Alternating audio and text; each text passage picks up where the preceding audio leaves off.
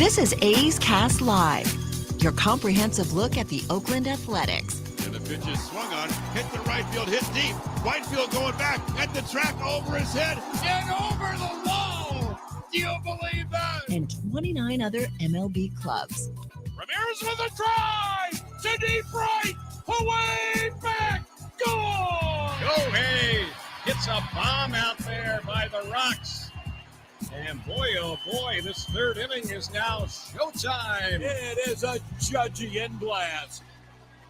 All rise. Here comes the judge. Join us as we take you inside the baseball universe, from humidors to spin rates to game-changing moments. We have you covered. Spend your afternoon with us next from the town, only on A's Cast Live. Here's Chris Townsend. Well, welcome to A's Cast Live as we're getting you ready for another game between the Athletics and the New York Yankees. Really excited about today's show. Quickly, just giving you an idea what we have going on. Scott Emerson, the pitching coach, is out shagging balls right now. We'll have him when he's done shagging. Lucas Ursig, who continues to be one of the great stories for the Athletics, coming out of the bullpen, is going to be here after batting practice. The general manager, David Forst, here at 5:15. A lot to talk to him about. And then Ryan Ruocco, who does play-by-play for the Yes Network and the Yankees, and you see him on ESPN. He is going to join us around 5:30. I can tell you two things that excite me. One, beating the Yankees. If there's one team you want to beat and I can't stand, that's the New York Yankees. Call me petty, call me whatever. Can't stand the Giants, I can't stand the Yankees. And beating the Yankees, I enjoy it. And I'm going to enjoy it here. I'm going to enjoy it on A's Cast Live. I enjoyed it last night on NBC Sports as I was doing the post-game show. And my man Dave Stewart goes, I just, like beating him because of it's beating excellence and da-da-da. I said, I don't care, Dave. I just like beating him because I hate him. And I am not changing. That's number one, what I'm excited about. Number two, what I'm excited about is the futures game. We were excited last year when Shea Langoliers was involved. Cody, where was the All-Star game last year? I forget. That would be in Los Angeles at Dodger Stadium. That was Dodger Stadium last. Oh, that's right, Albert Pujols. All right, so Dodger Stadium this year, it's in Seattle, and excited for two guys to be going to the futures game because normally vacation time, I probably still won't watch it because I try and get away from baseball. But come on, A's fans, we're sitting here trying to sell future to you. What's the future? Who's the future? Who's going to help? And the fact that Tyler Soderstrom and Lawrence Butler, who we've been tracking, but obviously what he did in spring, he had an opportunity to stand out because there was playing time available, and he took advantage of it, and he wowed everybody. And now he's going to the futures game. Looking at his numbers right now in Midland, he's hitting .284, 9 dingers, 39 RBIs, 10 stolen bases. It's the all-around game. He's got an .810 OPS. He's in the futures game. That's huge for his career. Think about where Lawrence Butler has gone from spring training, I'm going to show everybody, electric, the new Oakland, and then now he's going to the futures game. And let me tell you something. Everybody in baseball watches the futures game. Everybody. And then you throw on Tyler Soderstrom, who, I'm going to keep saying it. I can't remember a player, having been around this for a long time. And this, this kind of goes back to when I was in college playing. Because I played against Jason Giambi in college. And everybody likes to bring up the fact that I gave up a huge home run to Jason Giambi in college, which is correct. They never bring up the fact I struck him out. But Giambi coming up, if you remember Jason Giambi, Long Beach State, it was him and Phil Nevin. Phil Nevin would be the first overall pick by the Houston Astros. He's now the manager of the Los Angeles Angels, which I got some notes on the Angels that are pretty wow. Angels are in a dilemma. because the story of Shohei Ohtani has now gotten to be so, it's like not even real. It's like a Disney movie. But what do you do? And they're winning. But you also have to think of the future of your organization. We'll get to that in a little bit. But Jason Giambi came up, and obviously Mark McGwire took him under his wing.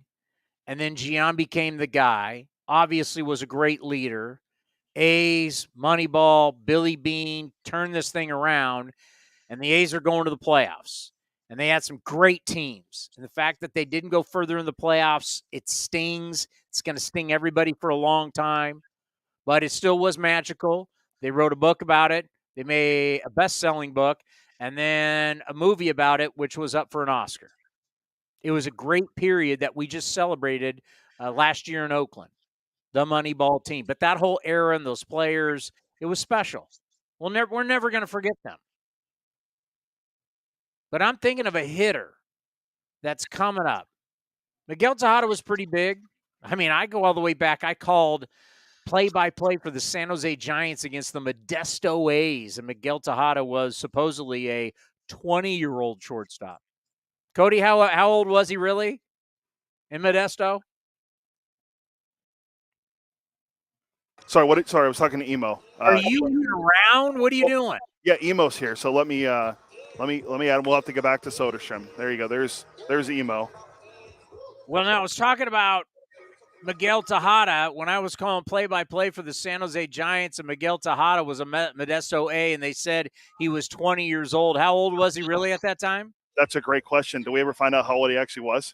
Probably 25, 6 That's maybe? what Soderstrom is. Soderstrom is the next great hitter, like legit, like great hitter that's coming up that's in that kind of ilk.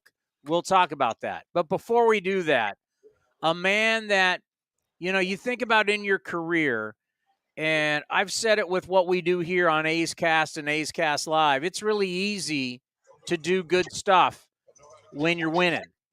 And it's really easy to be walking around as a coach when you got a bunch of guys winning games and your starters are great and your bullpen's great and everybody's telling you how good you are. But what really tells you how good of a coach you are is how you develop when things aren't going good. And Scott Emerson, watching your pitchers, you've had to deal with a lot of different guys this year. And to watch you juggle all these different guys, and you've had a lot of sleepless nights, and it hasn't been easy for you. To watch your pitchers get better, and the numbers truly show it. Not only, and I know you're going to be very humble, and we'll talk about the players, but you got to be happy about the job that you and the staff are doing, because that's what coaching is. No matter what the record is, making your players better, and your players are getting better. Well, I think that, the goal every day is to stick to the process. You go out in each and every day and you're trying to get everybody one day better, whether it's physically or mentally. And that's what we're trying to do as a pitching group, is to get everybody to, at some point reach their maximum potential. And we got a bunch of grinders here that, staff-wise and player-wise, that wants what's best for everybody. And sometimes, you have to make some change, and sometimes you have to make it physically and you have to make it mentally. And obviously there's some emotions going around when you're not winning ball games, but you got to also think of big picture thinking about, where are we going? The famous saying, Rome wasn't built in a day. And so you're trying to build something for the future of this organization. And, I think by sticking to the process and understanding the task at hand is, where do we see these guys in the future, and are they making progress on the little things to become better? When you think about what's the number one thing that changes, a lot of people want to think physical. Everybody wants to think it's, because we're physical beings. So we want to think, is it something that you did with mechanics? Is it something you did with release point, grip change? And so many times you want to tell people, guys got here for a reason. They've been playing professional baseball. A lot of them understand how to get outs at a lower level, but to get outs at this level, so much of it is the mental side of the game. It's the preparation. It's the hours before that the fans never see.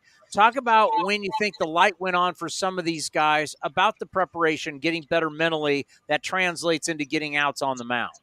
Well, you can be, I was in the minor leagues a long time, right? So you can understand that you can go out there and you can watch a guy perform and physically dominate their opponent based on their stuff. And then their opponent has to react. Are they swinging outside the strike zone on their pitches?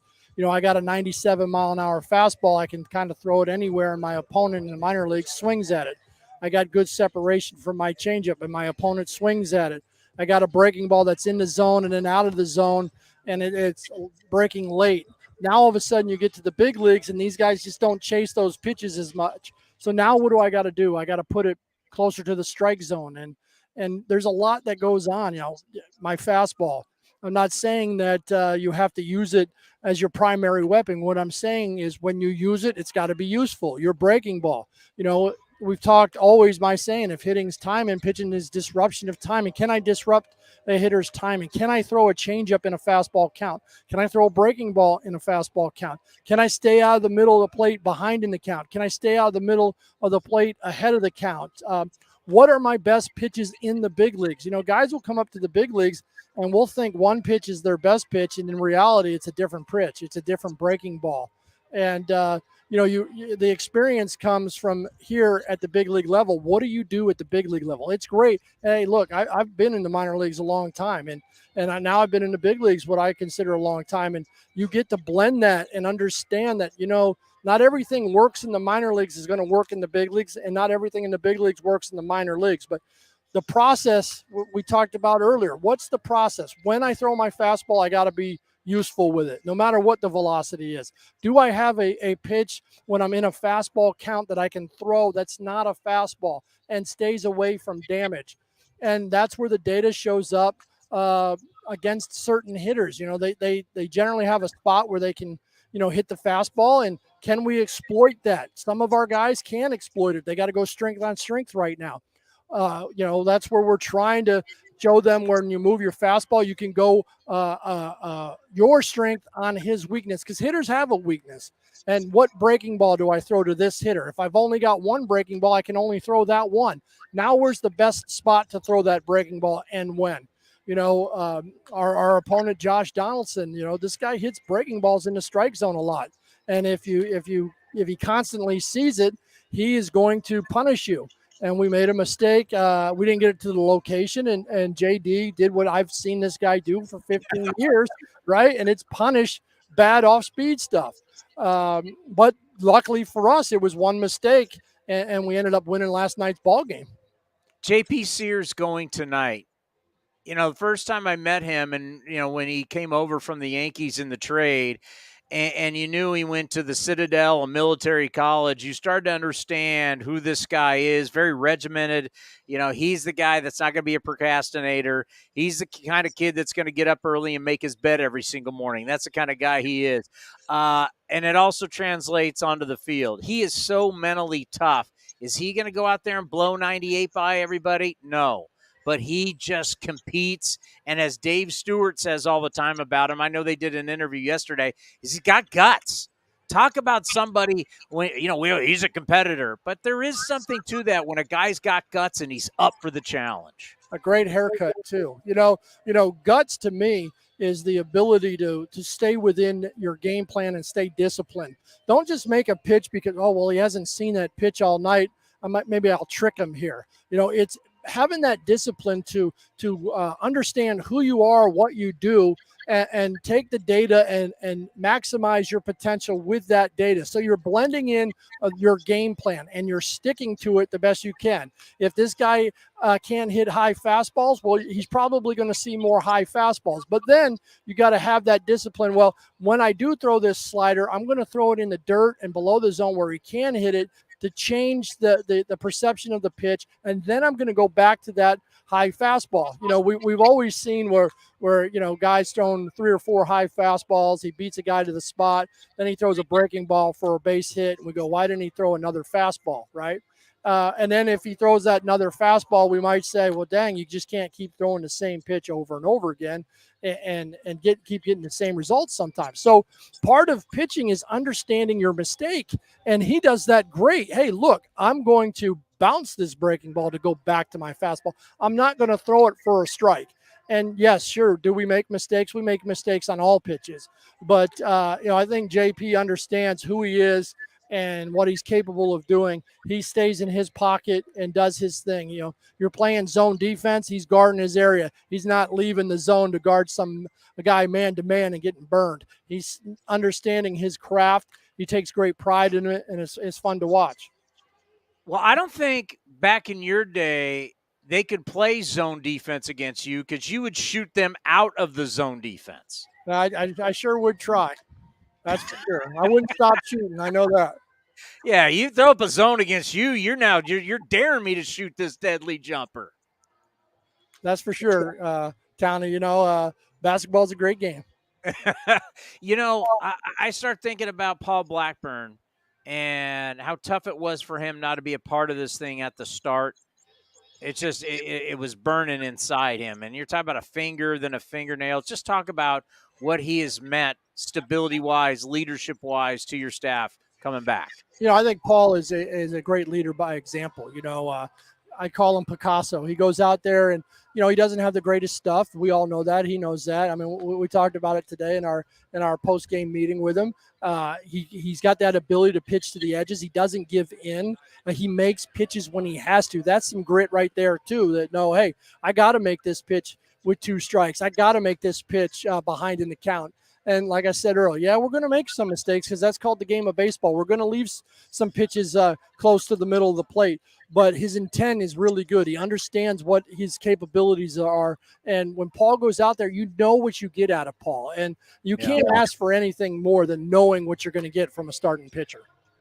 And it's a lot of fun to watch. I'm so glad he's back. Another guy I want to talk about, James Caprillion, because some people say, Emo, he's not throwing as hard. Oh, my God, the data, he's not throwing as hard, yet he's more successful. Why is that?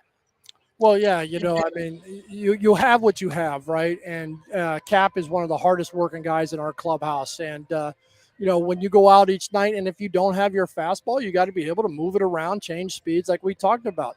And he's learning to do that better and better and better each and every outing. He knows what he's bringing into his arsenal each and every day. He's got a 4-seamer, a 2-seamer, a curveball, a slider, and a changeup. And not every day can you break out all your pitches at one time. So, when he's warming up for the bullpen, when he's in between innings, he knows what pitches are good and what pitches aren't working good. He knows what he's confident in throwing and what he's not confident in throwing at that certain time. So, when you're out there in the heat of the moment and you got the ability to have 4 pitches and at least have one of your breaking balls each and every day, one of your fastballs, and hopefully your changeup, you're going to be successful. And right now he's showing up and he's got the sinker slider going. He's been still working on his 4-seamer. He drops in his curveball every now and then. And he throws that changeup to left-handed hitters and right-handed hitters every now and then as well to keep them off balance. So, what he's been doing the last month has been a really good job. Lucas Ursig, it's an unbelievable story on and off the field. Let's stay on the field. Here's a guy that's still finding his way, and we're watching him throw. Not only does he got gas, but you're watching him throw a changeup on a consistent basis, 91, 92, throwing it for strikes, throwing it as a strikeout pitch. He's a former position player who's still learning as he goes. What's it like been working with him? And just talk about how you're trying to help him progress, because he doesn't have a lot of innings underneath his belt, but obviously the arm is special. Yeah, the one thing is he knows how hard it is to hit, right? Because he was a hitter, right? So he knows that if hitting's time and pitching is separation of timing, and he's done a great job. The one thing we've talked about is speeding up that breaking ball a little bit, making it a little tighter, a little harder. He throws it up. It's going to probably look like a cutter up and into the lefties, maybe chasing the right-handers a little bit. And he throws it down the way. It's going to look like a slider. And, just throwing everything with good intent. And when you have good intent and you're under control with your delivery, you're going to probably have a good changeup. And he's got that in his pocket. And it's really fun that, in a hitter's count that he can pull out that changeup. And then when you show it enough and they're sitting changeup or looking in the back of their mind, hey, this guy might throw a changeup, then he beats you with 96 to 100. That's a great feeling as well. So, for me, his delivery is fairly polished. We're just, with our biomechanist, Ethan Stewart, we always, kind of check and make sure these guys are staying in their ranges. And he's got a really good delivery that we like a lot. And when you're able to repeat your delivery, you're able more so, hopefully, be able to develop better quality pitches in the zone and out of the zone when you want to. That's something that, wow, I know Trevor Hoffman used to talk about that, going from a position player to a pitcher. Ursig's kind of like that, going from that kind of guy. Ohtani, I never thought about that from the standpoint of Shohei Ohtani, what an advantage, as an everyday hitter in the big leagues and being a pitcher, how his pitching helps get hitters out because he's got an idea of what hitters are thinking. I've never really thought about that. That's pretty interesting that Ursig obviously hit at a high level at AAA that you can view yourself as what was the hitter thinking at that point. I never thought about that. Yeah, don't forget about Sean Doolittle now. I mean, I was in Double-A. Doolittle was our first baseman, and that guy could play first base. But sometimes fear no one, respect everyone. That's kind of a pitcher's type thing. You fear nobody in the box, but you respect everybody.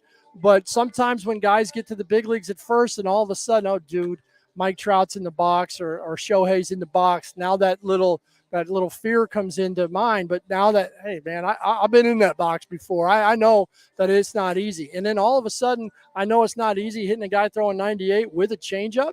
So I think Lucas has a good advantage of understanding that hitting is not easy. And, you go out there, you change speeds and throw strikes, you're going to have the advantage.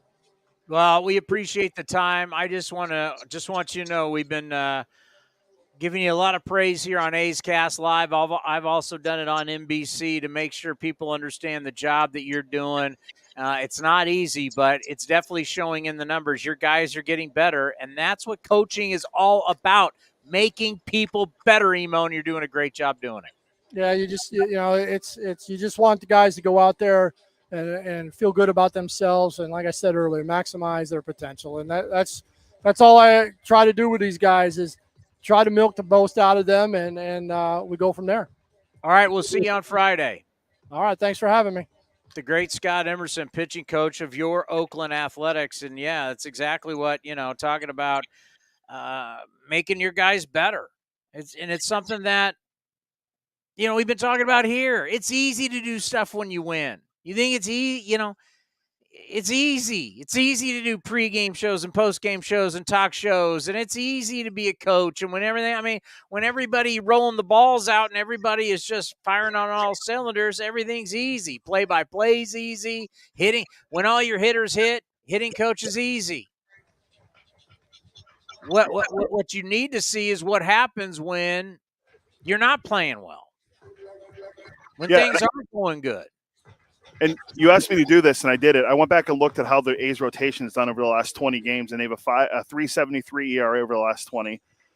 Bullpen is at 3.97, but if you take out the really, I would say, inning and two-thirds poor outings of the 6 earned runs from Rios, it's at 3.38. Axel Rios. So 3.38 without that inning and two-thirds he's had where he allowed 6 earned runs. Then the staff ERA over that span, the last 19 games, is 3.89. So the pitching's been a lot better for the A's the last 19 games. But getting back to whatever the numbers are, and those numbers are great, but whatever they are, it's like, that's kind of been my, what do we need to see? Because, folks, by the way, the second half starts right now. I know the A's are a little ahead of everybody in games played, but I know it's hard to believe, but the second half really starts now. There's 81 games left. It's not the All-Star break. It starts today. The halfway point was beating the Yankees last night. And now you got 81 games. And we got Lucas on the line here. As Lucas, great to have you back on A's Cast Live. I wish I could be with you there, but I got to be in San Francisco in the NBC studios for a little TV today. But we were just talking about you with Scott Emerson. And, I find it interesting because we mentioned Shohei Ohtani, mentioned Trevor Hoffman. The fact that you hit at such a high level at AAA, now that you're pitching, how much does learning to pitch now at this level, but also you hit at a high level, does that help you kind of, what the hitters are thinking? Because that was you not that long ago. How much does it play as a strength for you? It's funny that I was probably about 2.5 minutes ago, I was talking with Carlos Perez just exactly about that, kind of realizing that hitting is such a difficult thing to do. And me just being in AAA and hitting in AAA, I found out real quick how difficult it is to kind of work at bats and be successful. So I kind of take that approach into onto the mound and kind of realize hey, I have good enough stuff to obviously pitch in the big leagues, but I also realize and I understand how hard hitting really is, especially going through your slumps and your difficult times. So I think taking that approach onto the mound and kind of using it to my advantages has really helped me be successful. Because years ago, and I agreed with it, you look fastball and adjust, but velocity has jumped so high today. If you're not looking for 100 miles an hour, there's no way you're going to get. I mean, if you're actually guessing on an off-speed pitch and 100 comes at you, the human brain can't tell your hands and your body to act fast enough. I mean, how much did you guess as a hitter back in the day, and how much are you on the mound now going, I can tell these guys are guessing? Yeah, 100%. And especially nowadays, I don't think there's many fastballs that are quote unquote straight. I think everything has, some sort of play involved. And even if it's not a carry fastball, it's a absolute bowling ball that you're going to have to try and hit. So I think, if you're going up there guessing it, you're making yourself a little bit, you're giving yourself a harder opportunity to be successful. I think you definitely have to have a disciplined approach at the plate and kind of pick your poison depending on the count, depending on the situation. Everything kind of plays a role in that. And like I said, if you're going up there trying to guess or trying to just react to trying to catch up to a fastball and reacting to the off speed stuff, which is what I tried doing, and I didn't have a lot of success at it. I mean, I'm telling you right now that it's harder than it seems. You had really good success. Come on, I saw your AAA numbers; they weren't that bad, but yeah, that just shows you how good you have to be to get to this level. Your changeup to me is such a weapon, and I've noticed your ability to throw it for strikes whenever you want, and you can take it out of the strike zone. You're throwing 92, 91 with it. You can take it out of the strike zone for a strikeout pitch, but you can throw it for strikes. When did you, because it's such a feel pitch, because you're throwing it with the same arm speed as a fastball, but for like me, I had the circle change. Everybody has different variations of it. When did you start to have that confidence with this pitch that you could throw it at any time? Yeah, I think I've always had confidence with the changeup. I don't know where I learned it. I don't know when I learned it, but it always felt like a comfortable pitch for me to throw. I also, I throw hard, and for that to be my go-to secondary pitch has played, I think, the biggest role in my success. Just because I'm not doing anything different. I'm just holding the baseball a little different, but throwing it the same way, and it's been working. So I've tweaked it here and there, trying to maybe get some a little bit of different spin out, like right out of the hand, so that it can spin a little bit more efficiently going towards home. But for the most part, it's just it's always been a comfort pitch for me, and being able to locate it where I want to has definitely helped. Is it ever a point where you don't want to show it too? It's so good, but is there ever a point where you don't want to show it too much? Yeah, no, you definitely want to have an even mix between I have two different fastballs, a changeup and a slider. So just working with the staff here, I've been trying to kind of just sequence my pitches evenly and kind of distribute the different looks that the hitter's going to see, so that he that I'm keeping him on his toes, keeping him guessing, right, which is what we want. What we want as pitchers. We want to make the hitters uncomfortable and kind of put them in a tough spot to have success. We've done already. You're an unbelievable story. You're a Bay Area kid. We've done that before. But now, just from a baseball standpoint of who you are as a professional, as a baseball player, where you are now, what has really changed for you?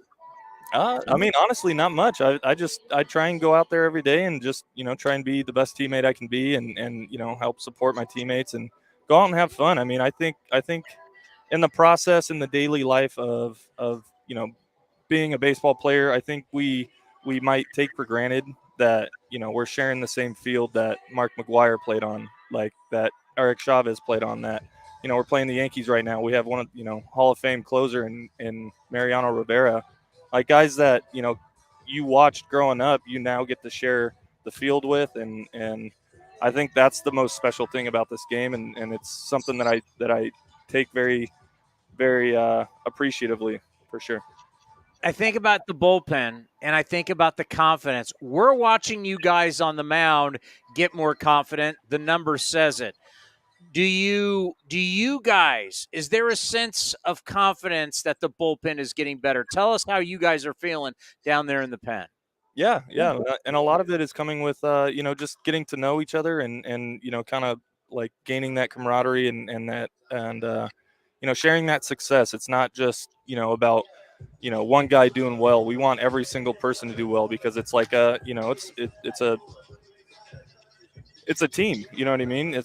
You can't win by yourself. I think we have to do a lot of things right consecutively as a team in order to have success, and we've been doing a great job of that in the last couple of weeks, and we're excited to keep moving forward with it. Like we're all starting to gel together very well. So it's a really fun team. It's a young team. It's like the shirt I'm wearing, we're kind of viewed as the underdogs. Yeah. uh, and we're just going out there working hard and having fun. So that's all it's about. Who would you say is the leader down there? There's a couple of them for sure. I mean, Sammy Mole and Trevor May have definitely have their success in the past, and they're having success as of lately. And I think their number one priority is to help us understand the way that the bullpen works, that the way that a game might play out, kind of figuring out when to warm up, when to kind of like get yourself mentally ready to go out there and make sure that you're physically ready once your name is called. So they've been doing a really good job, and a lot of the other guys like Austin Pruitt and Fuji, just really holding down that loose vibe that you want in a team and especially in the bullpen. But yeah, no, it's a really good group down there, and me personally, I'm having the time of my life with them, and yeah, they're all awesome. Yeah, you're living a dream. It doesn't get any better than this. Are you available for tonight? Yeah, I'd say so. I mean, I felt good during catch play. It's just like I said, it depends on the game's going to dictate who goes where and who plays the matchup. So you want to be. I think the best ability that you can have in this game is availability, and doing all the right things on the field and off the field to make sure you're recovering well and taking care of your body plays a big role in that. And that's something I take very seriously. So yeah, like I said, if I'm available, I'm good to go. Then I'm ready for the call whenever that is. Well, it's been fun to watch, and you're doing an outstanding job. Thank you so much for taking the time before the game. We appreciate it, and we will talk soon. But keep putting up those zeros, my man. Absolutely. Thank you very much. Appreciate it. Lucas Ursig, reliever for your Oakland Athletics, and doing an outstanding job. And can't say enough about what he brings to everybody. It's an unbelievable story. It's a transformation on and off the field. What he did off the field to turn his life around has changed his life off the field, but it then changed his life on the field. And he's a great story to a lot of people. He's a great story just from a baseball standpoint for kids, that you understand that, you have a dream. And if you mention Sean Doolittle, if you mention Trevor Hoffman, you mention these guys that, at one point you thought you were going to be something. That didn't work out. So what the hell, make the change, and it turns into a different part of the career. That's why it's like you look at what Shohei Ohtani's doing now. Look how many players who are really good at one thing and then realize, going to make a change, and it turned into a multi-million-dollar career. I mean, Sean Doolittle was done. His career was over. Hey, let me pitch. I used to throw hard. Well, he does have a gift. threw 97, 98 miles an hour as a left-hander. Look at Lucas. Lucas at one point hit 15 bombs in AAA, but he just didn't have enough to get to the big leagues. So now he's developing a career as a pitcher. Trevor Hoffman ended up being a shortstop that, I don't think it's going to work out. Next, he's a Hall of Fame closer. So it's like, never give up, kids. You have this dream. Lucas Erceg's teaching this, and then from the standpoint of sobriety, to where he realized he needed to change his life. He needed to get control of his life. And he's talked to us about how that changed his life, not only from a standpoint of baseball, but more importantly, on a personal level, and how his family life got better. And the better family life through sobriety led to a better professional career, and it's led him to where he is now. So you look at someone like Lucas Erceg, and it's like, why do you want to highlight a guy like that? Because he evokes change. He shows you change can be made. Change can be made off the field. Change can be made on the field, and it's absolutely beautiful. And every single time he goes out and he's successful, it shows everybody you can make a change. We talk all the time about leadership and how leaders, they do it by leaders coming out, and it doesn't always have to be vocal. You can lead by example. A guy like Lucas Erceg, the better he gets, the more people will talk about his story. The better he gets, the more he'll influence people. And that's where you can become really, really powerful in your career. Sean Doolittle did that. Tony Kemp has done that. And there's a lot of players that have done that. By the way, getting back to the point before Emo before Emo showed up, getting back to Lawrence Butler, and Cody, you're going to be going to the Futures game, and Tyler Soderstrom. That's correct. I want to hear from Mark Kotze talking about these two players. Let's talk about Tyler Soderstrom first, what it means for him to go to the Futures game. Well, by the way, the cuts are both together, so it's going to be him and Butler. Okay. I think for Tyler, he's 21 years old. At AAA, he's had success. Obviously there's areas of his game that need, are going to improve, not need improve, but are going to improve, plate discipline, in zone decision-making. But one of the things that I like about the fact that he's swinging outside the zone is he wants to hit. He's aggressive, and that's a good quality in a young hitter. It takes time. It's going to take time for him to not expand, to not chase, to not have that strikeout. But he's got intent to do damage. So really like that. The catching side of it, he's improved every year. But as we see with Shea, like, game calling is important, and the development of how to handle the pitching staff is important. So, this is Tyler's first full season in AAA. So I think he's doing a good job. For Lawrence Butler, 22 years old, having a great season in AA. The things that we asked him to improve on, cutting his strikeouts down, hitting the ball the opposite field, he's done. And so he's making a lot of progress. And, those are great signs for two young players in our organization to be part of the Futures game, and guys that, we have big expectations for.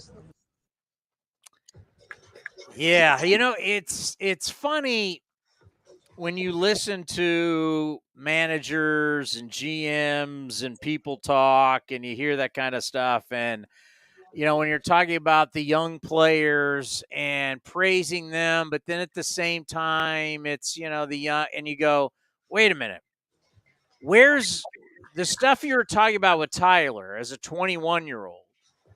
Where do you find that on your own team? You're writing this lineup out tonight.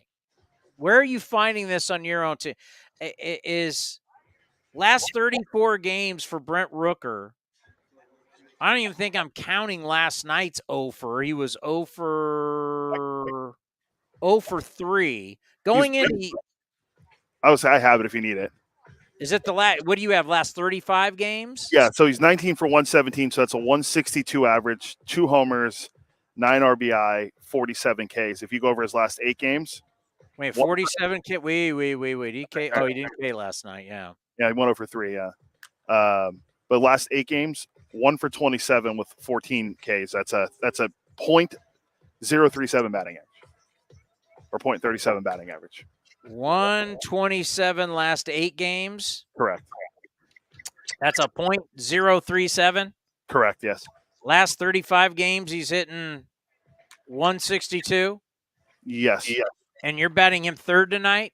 And you're going to tell me about plate discipline with Tyler Soderstrom and he's a AAA. I mean, I get it. It's part of the problem with our game is that we do this stuff with players and it's acceptable. Like we sit here and we go, these guys, you got to learn the minor leagues. Got to have 500 at bats and you got to have 1,500 innings and blah blah blah blah blah. Speaking blah blah blah. Where do you have Moneyball? Hold on, it's hard to go back and forth. No, it's not worth it. Blah. It's like talking. You're just talking, and it's like, you fill out a lineup with a bunch of guys hitting under 250, and you talk about the wonder kid at 21 years old and worried about expanding the zone when the guy hitting third is hitting .037 the last 8 games. He's hitting 162 the last 35 games. He essentially he was a monster for a month, and since then he's been awful. And at some point, he's going to get DFA'd. But you're going to talk about a guy at 21 years old who is the next future being, no, he's been expanding a little bit. We're worried about if he's ready or not. What? Yeah. So I get it. I get it. It's the game that's played at that. This is the only place. Major League Baseball is the only place we find a way to not bring young players up to help you win at the top level, because they don't have minor leagues in the NFL. They really don't. Don't give me this crap about the G League or whatever the hell it's called. They don't have minor leagues in the NBA. You get drafted, you come to play. I mean, that's just how it works. College football is the minor league. You don't get drafted by an NFL team and they go, I don't know if he's expanding the zone or not. It's like, what? Get your butt out there on kickoff. We got to win on Sundays. I mean, we find every single way because of money to try and figure out how not to have guys where they should be. We draft guys should be ready, takes forever. It's just, and then they'll give you every excuse why the guy's not ready. I mean, we're now in an era of, we don't want to pay players as they get older, and we don't want to play players and start their clocks early. It's like, well, when do we want to play these guys? When is the window? Can someone give us the window? Can we know what the parameters of the business are? Yeah, and the closest sport to baseball will be hockey because they have the minor leagues and all the guys that go 1-1. Hockey guys play early. That's what I'm saying. Like the draft's going on right now, and the Sharks just drafted Will Smith, a young player. Yes, Will Smith. Is he going to stay in the minor leagues for 5 years? Not 5 years, but probably a couple. No. But the guy that went number 1, Connor Bedard's going to be playing on the Chicago Blackhawks when the season starts. How old is he? 18. Yeah, and you want to talk about a tough game? That's where people actually hit each other. Grown men actually slamming each other and fighting with their bare fist. They'll play an 18-year-old, but we'll act like the 21-year-old is, oh, my God, he's so young. I mean, we act like Este Uriz at 24 years old, who's played a bazillion games as a professional. He's so young. And then all of a sudden, then they're not young at like 26, but then they're old at 31. So it's like, what is the time frame for these guys? What's our time frame? They're old quick. They're too young. It's like, when do you want to play people? It's just.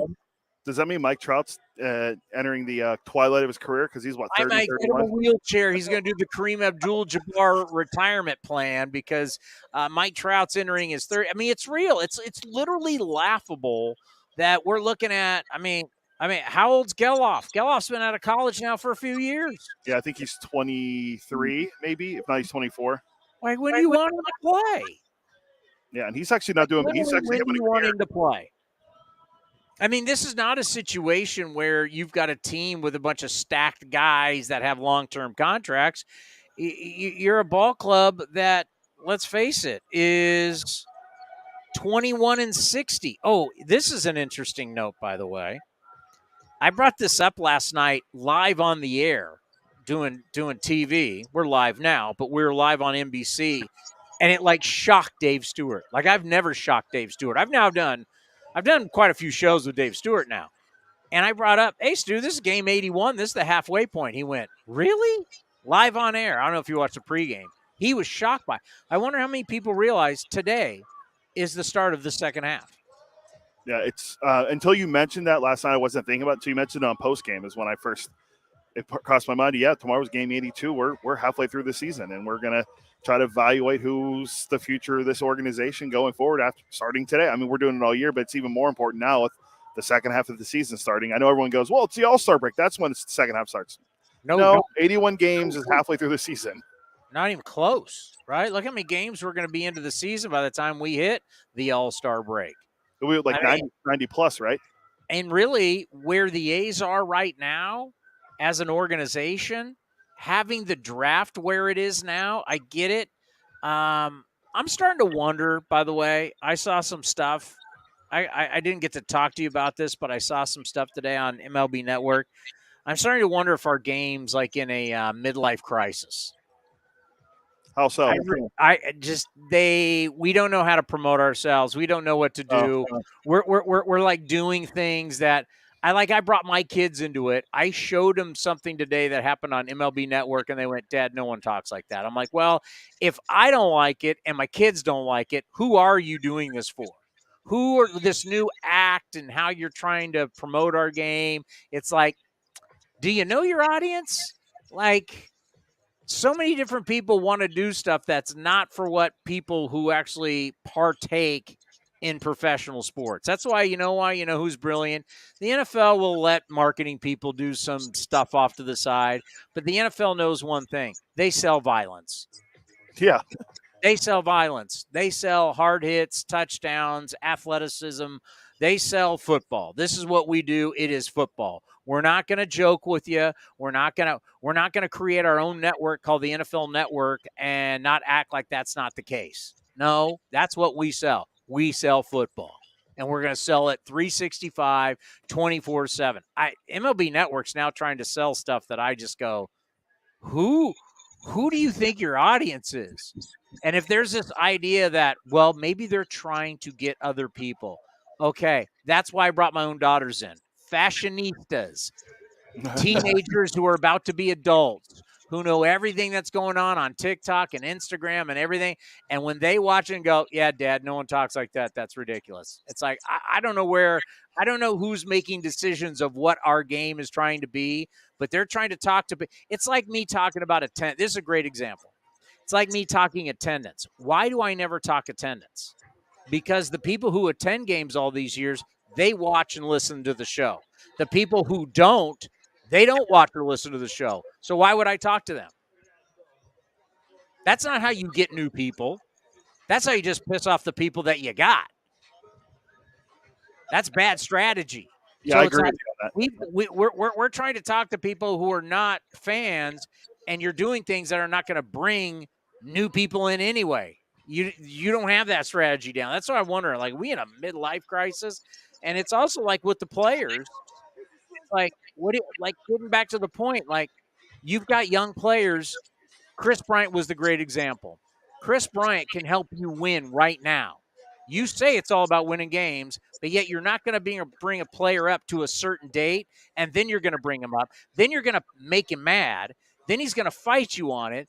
And then years later, you're going to have to trade him because he's like, I'm not re-signing with you guys because you guys you did me wrong. I mean, it's just, the strategy of not bringing guys up and we're protecting guys. I don't even know for us as an organization why we would even do that at this point. But it's like, why are we not seeing these guys? Why the futures game? How many guys in the futures game are you going to watch in Seattle where you go, why is he not in the big leagues? A lot. There's a lot of guys in it. Like okay, I know people don't hear this, but a good example is Kyle Harrison from the San Francisco Giants. He might be the best young left-handed prospect in the game, and he's still pitching in AAA Sacramento when he could be helped. The Giants are bullpenning games, and yet they have this kid in the minor leagues who could be the next future ace for them. There's a lot of guys in it, and you know, a good example is last year. Do you remember who won the Futures Game MVP? I'll give you a clue. He's playing on the field today. Was it Shea Langoliers? Langoliers was the MVP last year, and when did he get called up? In August of last year. I mean, I just going over the Giants notes for today. Patrick Bailey has hit safely in the last 8 games. He's hitting 345 with a dinger and 6 RBIs. Since being promoted in May, he's hitting 320 with 23 RBIs in 30 games.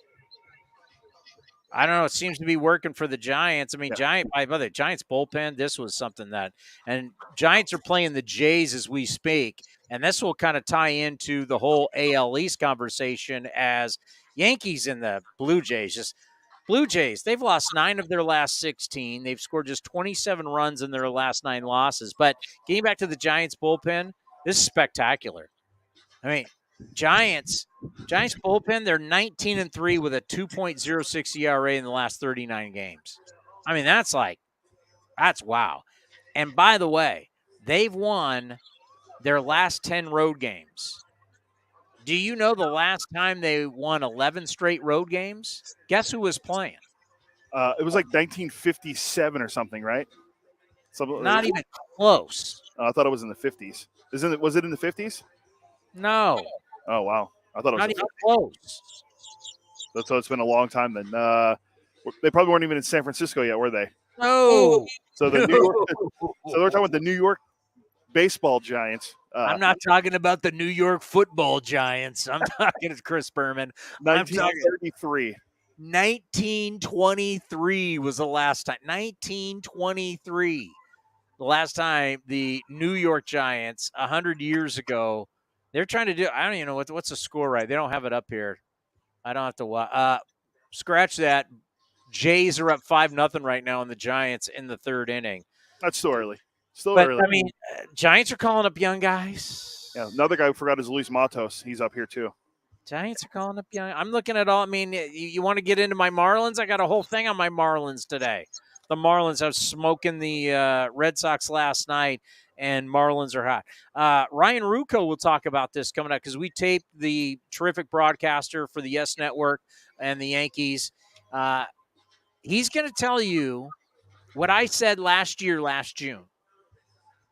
If you remember and you had it, I said, mark the tape where I came on and I was bold. The Bold and the Beautiful. You remember that soap opera way back when? I came on and said the Yankees were on pace to win 119 games. The Yankees had hit the most home runs. I got the notes, by the way. I kept the notes from last year. We can get into that. You tell me when I have time. Do we have time? You have time until 5:15 when David Forst is here. Okay, so last June at this time, who were the A's playing June 28th last year?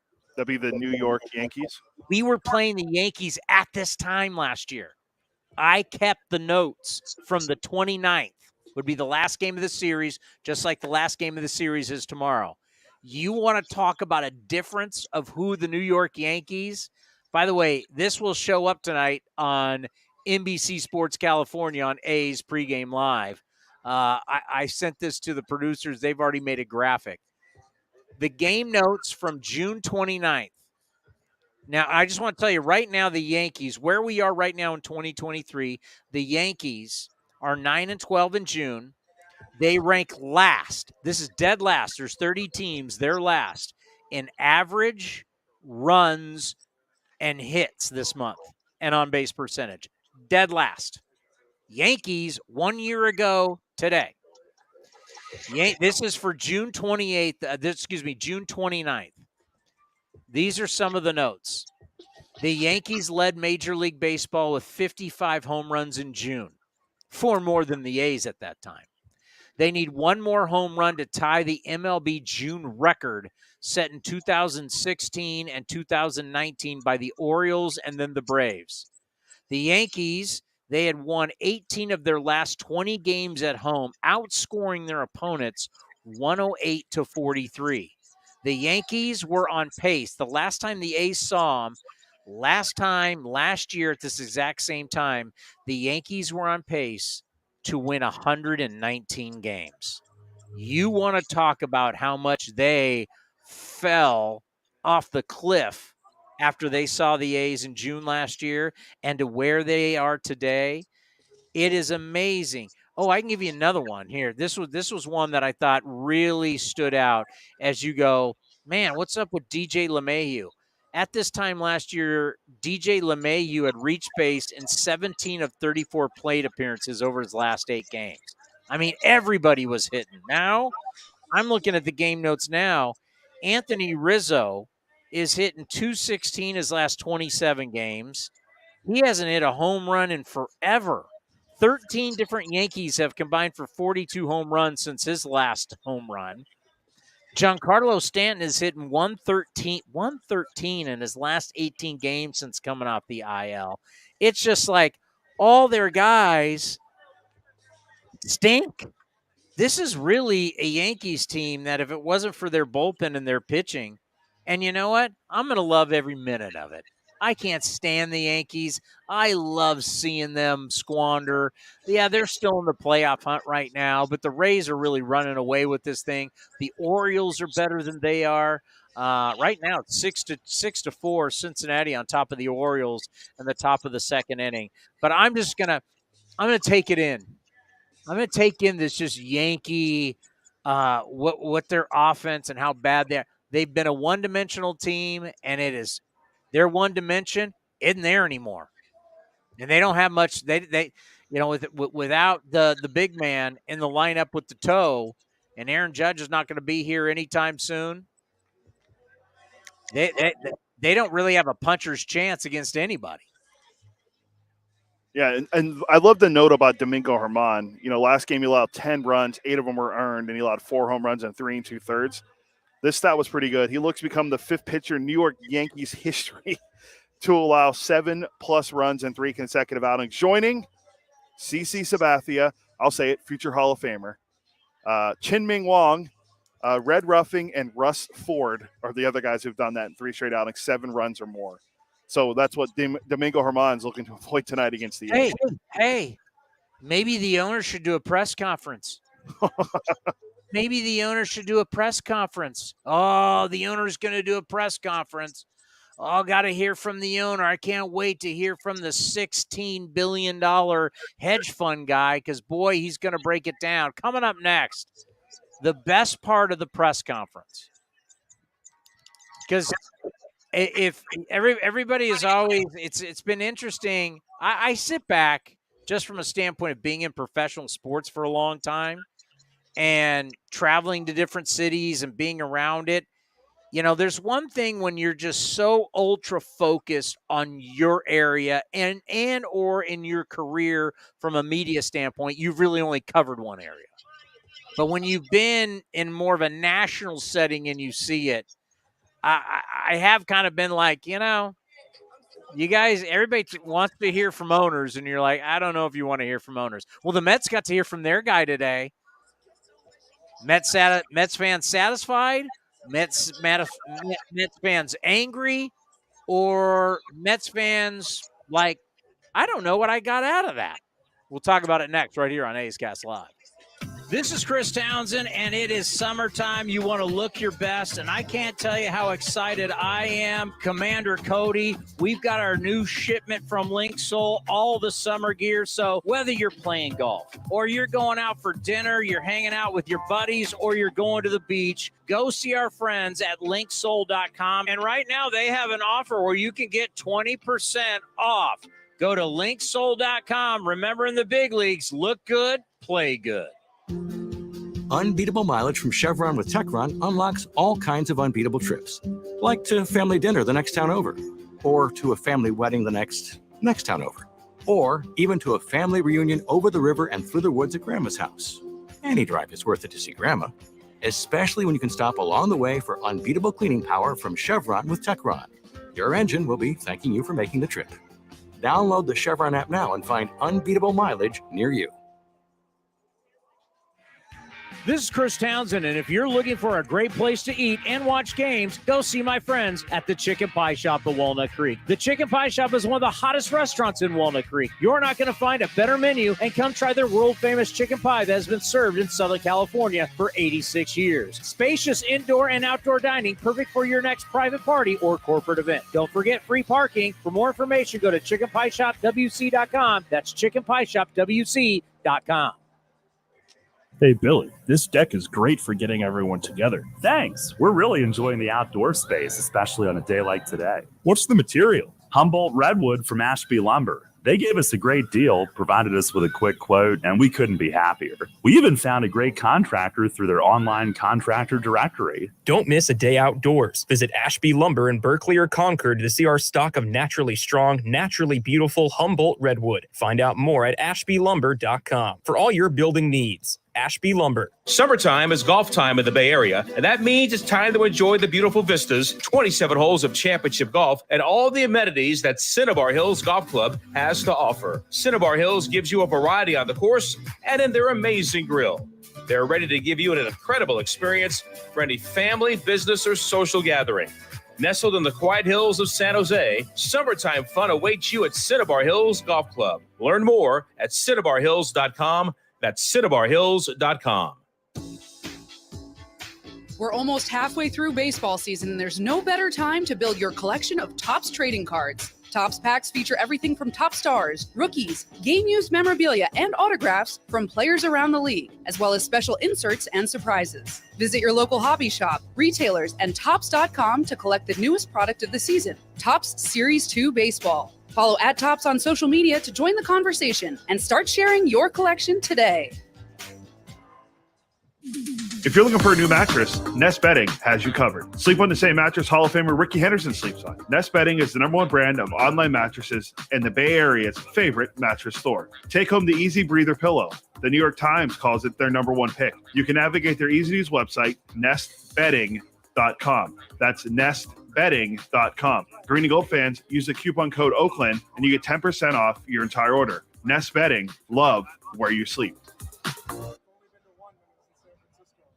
Thanks to the Xfinity 10G network, my little brother's friends won't leave our house. When I was their age, internet with basically no interruptions was a pipe dream. You sound like my grandpa. Now through September 21st, new customers can get 1.2 gig internet plus unlimited data for just $25 a month for 2 years with no annual contract. When you add Xfinity Mobile, go online, call 1-800-XFINITY, or visit a store today. Requires pre-bills bill and an auto-pay or stored bank account. Restrictions apply. Taxes and fees extra. Xfinity Mobile requires Xfinity internet. After promo, regular supply to internet service and Wi-Fi equipment. Actual speeds vary. Innovation. It's at the core of Cal State East Bay, like at our Green Biome Institute, where faculty and students preserve genetic information from California's endangered plants, or how we open doors for local entrepreneurs at our Small Business Development Center. From educators to nurses to STEM professionals, Cal State East Bay has real impact throughout the region's neighborhoods, boardrooms, and the entire economy. Be part of the innovation. Connect with Cal State East Bay at csueastbay.edu/impact. Calling all kids. It's Kids Cheer Free all summer long. Bring your kids ages 14 and under to the ballpark on Sunday home games for free. After cheering on your green and gold, race around the bases with Stomper on the same field that your favorite A's players do. Get your tickets now at athletics.com/kidsfree. That's athletics.com/kidsfree.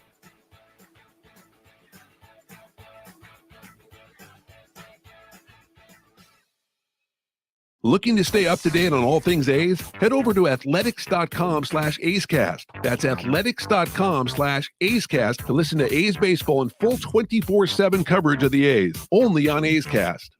With a single click, you can stream great shows, live, pre- and post-game coverage, and of course, all the great action of the A's this season. Head to athletics.com/A'scast today.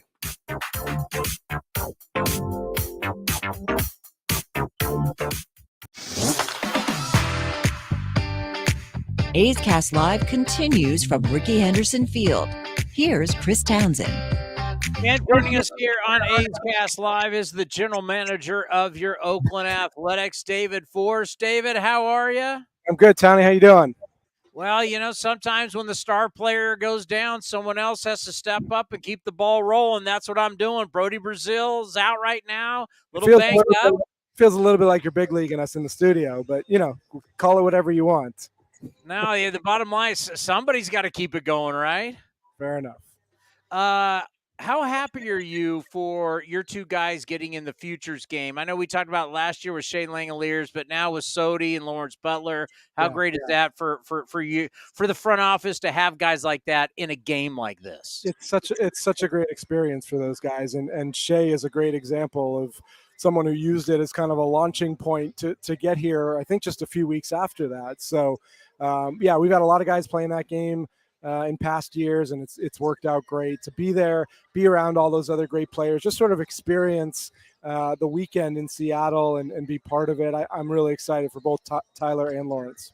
Yeah, I think about that. You get to be in the big league ballpark. You kind of get to really size up yourself against the other top prospects in the game. I mean, that's also very interesting. It is, and if you know Tyler and Lawrence, neither one of them lack for confidence.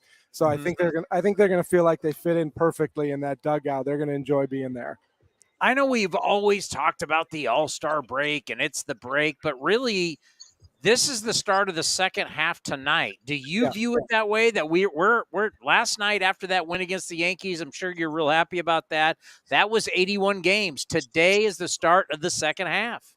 Yeah, I think we use it a little bit as a measuring point. I mean, obviously, so much of what we do is based on numbers and what you're trending towards or what you're projecting to, and you look at the first half and say, okay, some things you want to continue, some things we want to put behind us. And I know Mark and the staff will use it with the guys on the field and say, hey, whether you want to start clean or you want to keep doing something you've been doing, it is kind of a nice marker to know, like, we've got 81 behind us, and let's see how we do in the next 81. I think about Scott Emerson, who joined us earlier today, and we know how much this means to him, and this has been really tough on him, and he's grinded through it, and that's why I wanted to highlight him, not only on A's Cast Live, on A's Cast, even on NBC. I've tried to get it on here on the TV shows, just trying to, because it's easy to coach when everything's going good. It's not easy when things aren't. And we're seeing the numbers get so much better. How proud are you of the job Scott Emerson has done with this pitching staff, and talk about the growth you've seen in them? Look, it's impossible not to see the progress that our pitching staff has made from April or early May, whatever marker you want to use. And I mean, the thing we know about Emo, and he's been in the organization so long. You talk about a guy who worked his way up. He coached at every level, from rookie ball, instructional league, all the way up. And I think he and Bushy ended up at a lot of spots together. But Emo knows what it takes. He knows that you don't just go out there and you roll the balls out in the bullpen. That there is a routine to the day. There's a grind and a work ethic that it takes to make progress. And the one thing we never have to worry about is that Emo, and this applies to a lot of the guys in that coaching room, Emo's going to put in the work, and he's going to study, and he's going to take these things personally, and probably more so than he should, because he's not the one out there pitching. He takes it personally when we don't perform, and it's hard on him. I know he's lost some nights of sleep, but it's really nice that some of the work is paying off. I mean, right there, it's like you could only do so much. You don't pitch, you don't hit. Tommy Evers, same thing. I mean, there's only so much. I mean, that's going to be the toughest thing, is you're in that dugout and you're living and dying with every pitch and every at bat. Yeah, I mean, I think the hardest thing when you're not one of those 26 guys, and whether you're the manager, you're the coach, your front office, you're a scout, whatever, and you're watching, it's just sort of the lack of control. And it's something you have to learn as a coach and understand, like, you can do everything right on your end, and you can give everybody the right information, and you can work all day and all night and fix someone as much as you possibly think. And then they go out and the result doesn't happen on the field. You can't necessarily feel responsible for that. And I think it's something that, coming through the minor leagues as a coach, you learn, and it serves you well once you get here. And for you, because, at the top of the pyramid, there's you, right? And you can't freak out, because if you freak out, then everybody's freaking out. You got to be the Papa Bear, and you got to be the guy that's like, hey, don't worry about it. We're going to get through this. I mean, what's that like for you, to where you've got to make sure you manage down that, keep working hard, everything's going to be okay? Yeah, it's hard. It's one of the harder parts of the job is, again, going back to the idea of not having control over what goes on and being okay with it. And like you said, making sure everyone around you is okay with it. So I don't know if you've been around, but our mental skills coach, Dr. Ben Strack, is in town, and I'm hoping everybody takes advantage of his presence here for a few days because it's such a huge part of our day to day is the emotional emotional control, mental skills, all this stuff that you don't see behind the scenes, but it affects everybody from the field on up. Did you know he was my college teammate at San Jose State? We've talked about it. Yes, when he and I first were introduced in the off season, we talked about you. So yes, I did know that. Did you think, oh God? I didn't. I saw his CV and it looked pretty impressive, so I wasn't worried about it. I've been dealing with Townsend all these years, another San Jose State guy. No, but I mean that is that is such the thing. We were talking about that with Emo earlier. Is that everybody's got these physical skills, which you try and tell the fans out there what makes guys special here. It's the mental part of the game, that is the part that really separates everybody. Well, yeah. I mean, just look at last night's game. You've got May and Mole in the 8th and 9th inning, both in high pressure situations with what was a loud crowd on both sides. There were a lot of Yankees fans here, and both guys have the ability. You just over the course of their careers, they've learned how to tune out the moment a little bit and how to slow things down. And that's the difference between getting an out and not. Yeah, I think about the bullpen, too, becoming a strength. I'm not going to say that, you got roles when you're 21-60, but are you starting to really see, like, okay, now we got a semblance when we've got a game that we think we can win, we've kind of got a recipe of how to get this and get it to the final 27th out.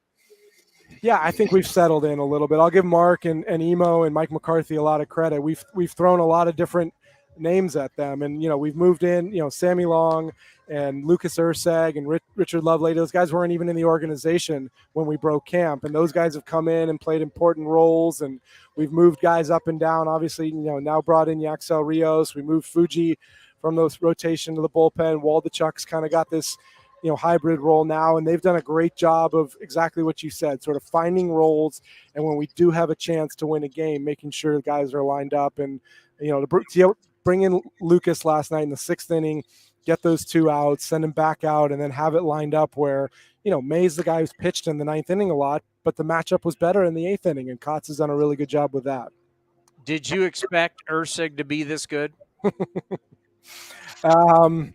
You just never know. I mean, we knew he had a great arm. We've seen him since he converted to a pitcher.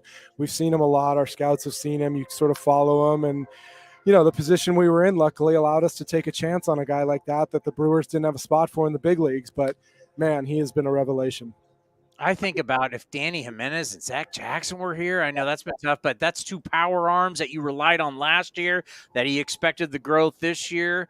I mean, man, how much better your bullpen if you had those 2 guys. Where are we with them, and do you think we'll see either of them anytime soon? I know Zach got put on the 60-day. Yeah, and Danny was on the 60-day right away. I think we're getting close to both guys. They're both close to the mound, and they're making good progress. Both of their injuries were things we really needed to take our time with. So I do think we're going to get them back here in the second half. I'm looking forward to it. Going back to the idea of what you can control. We try not to play the what if game around here. We'd love to have those guys, and we'll be thrilled when they get back. But right now we're doing a really nice job with who's here. And Drew Rucinski, the injuries just keep piling up, and I feel so bad for him. Is that here he's coming over from Korea, he's back in the United States, and it's like this great thing for his family, and just all these, it's just injury after injury after injury. I mean, that just has to be driving you nuts. Yeah, you just couldn't be unluckier than Drew has been. Starting with the hamstring strain right before we broke camp. And then, he had the stomach illness originally went in the IL, and just all these things have cropped up. So you feel bad for him. He is, such a good, sincere guy. He's wanted to be out there as much as possible, and these things just keep popping up. So I know he's got a couple other doctor's appointments this week. We'll see what we can do for him. Are your guys itching? Like you're so used to the draft would have already happened by now, and you're sending guys out and you're doing, are your guys itching getting ready? Because the draft's coming up soon. It is. We start our meetings on Sunday. Everybody's really looking forward to it. And, MLB had the combine last week in Phoenix. I got to go down there for about a day and a half. And we had a group of about 10 of our, cross checkers and scouts there, both watching the workouts, but also, meeting with close to 40 players. You get these one-on-one meetings, really get to dig in and find out, what makes guys tick. So it's a really good event MLB does. It gives us some insights, but it all starts Sunday when we get in that room. You're so used to being late in the first round. That's like, we don't know who's falling because That's a good problem to have, is being late correct. in the first round. You don't know who's going to fall to you. But here, you could have a certain guy fall. I mean, have you guys been mapping it out? Do you play that like because with the NFL and the NBA draft, you know how we do that. How do you, now that you're closer to the top, who knows who could fall to you? It's true. Yeah, we've done a lot of that speculating, and a lot of it is probably a waste of time until you really get to July 9. But there's been some good stuff written out there. Kylie McDaniel, the ESPN, wrote a really good mock draft where he talked about some of the ways that the top of the draft can go. And it's interesting. Most of the mock drafts right now have this sort of group of 5 guys in various orders, but talk about a group of 5 and then it being wide open starting where we pick at 6. But once sort of brass tacks gets involved and you talk about slots and money and egos on guys, it tends to move around. So I think we'll be ready for anything. How much does the combine maybe help a guy in the first round? Obviously into the second round and third round where there's more money, with the fact that you really get to talk to guys, how much do you think a combine can help a young player? I think those guys after the first round, second, third, fourth round guys have a chance to really make a jump. And Mason's kind of the poster boy for the combine. He went out, lit up some radar guns, and really jumped up a lot of boards. We were lucky to be able to grab him in the third round where we did.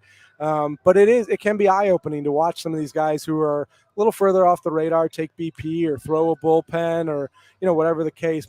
Most of the so-quote first-round guys are just there for interviews. They don't do a lot of stuff on the field. But it's a really good opportunity for some of the other guys to improve their stock. Yeah, we haven't asked you about Mason in a while. How's he doing, and do you think we'll see him again this year? I hope so.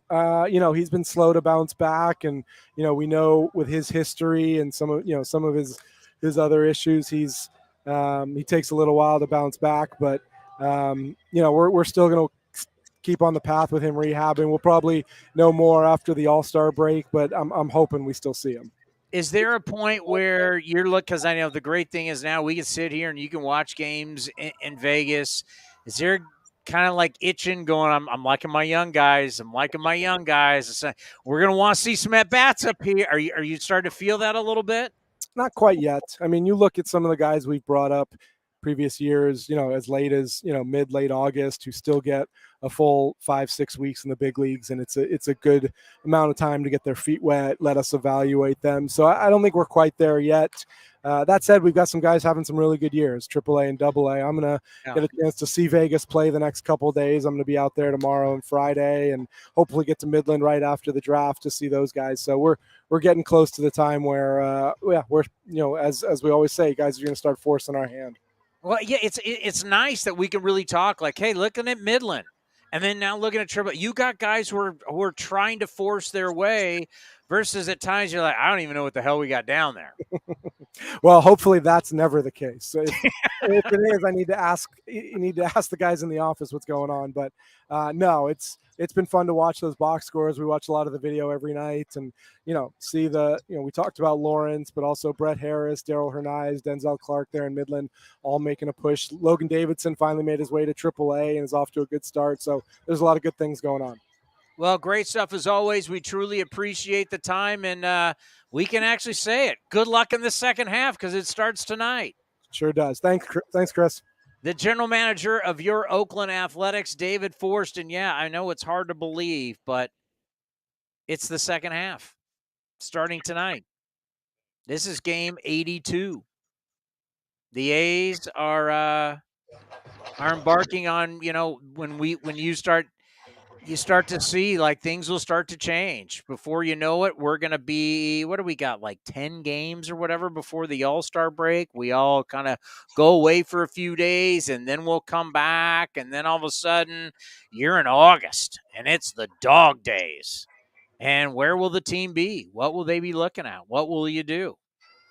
And I think the thing that is exciting is that there are names to talk about. There are players to look at.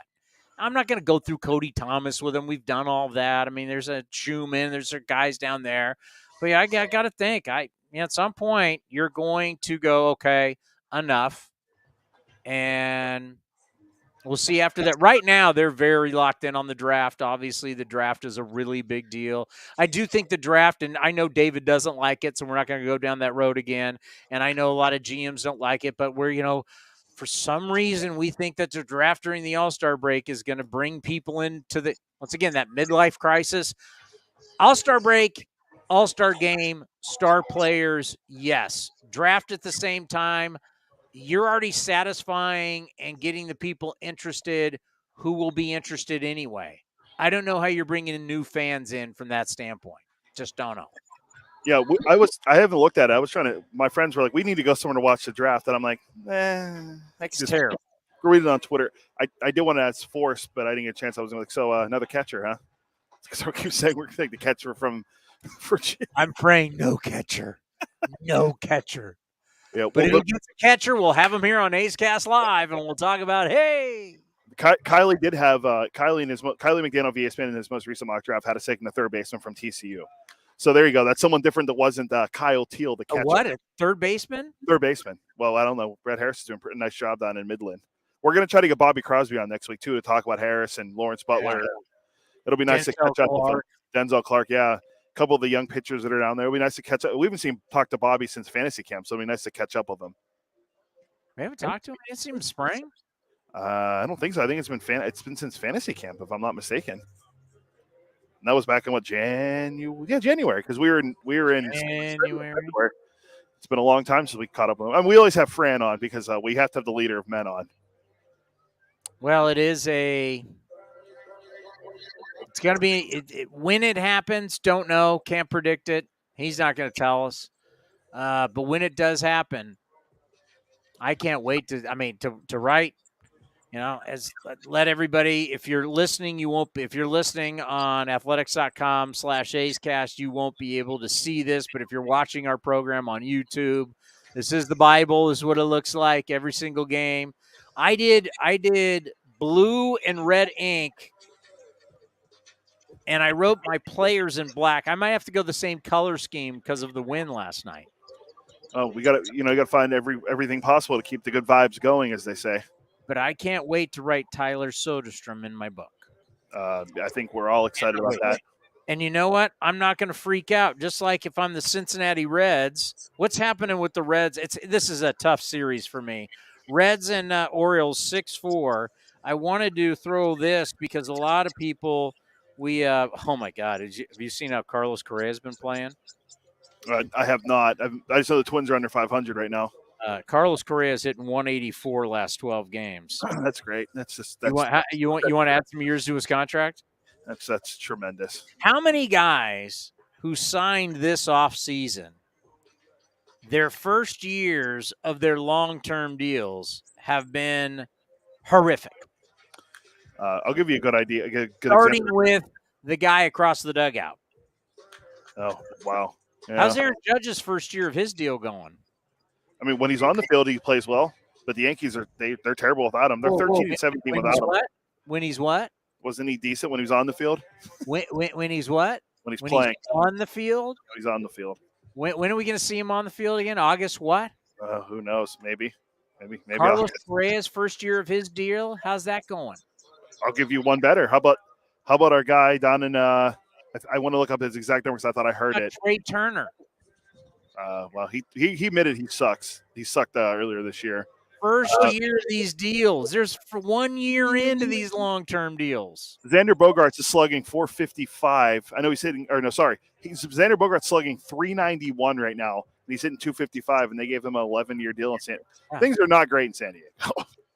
Oh my God. Well, we can get to San Diego if you want. San Diego's they're losing to the Pirates. They're losing to the Pirates again. Bob Melvin's in trouble. I hate to say it, but Bob Melvin's in trouble. That's what they call it, the right series. By Ellie De La Cruz, ever since his hot start, do you know what he is in his last 3 games? I mean, since you bring up, I'm assuming probably not good.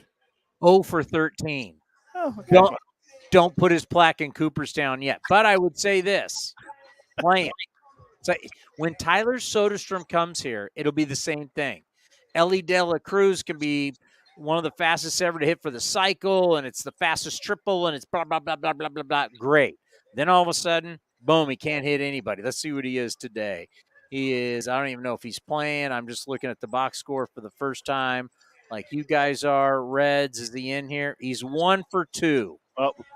Has an RBI. He's got 11 RBIs already. But no matter what, when Soderstrom gets here, I'm not going to freak out on anything positive. Well, we will freak out if it's positive. But negative, it's going to be like, I don't care. Keep throwing him out there. I had the Padres. How about this? The Padres have been outscored 19-7 in their 3-game losing streak to the Nats and the Pirates. They're being outscored tonight 2-0. They've lost 6 of their last 8 games overall, and it is just bad, bad, bad.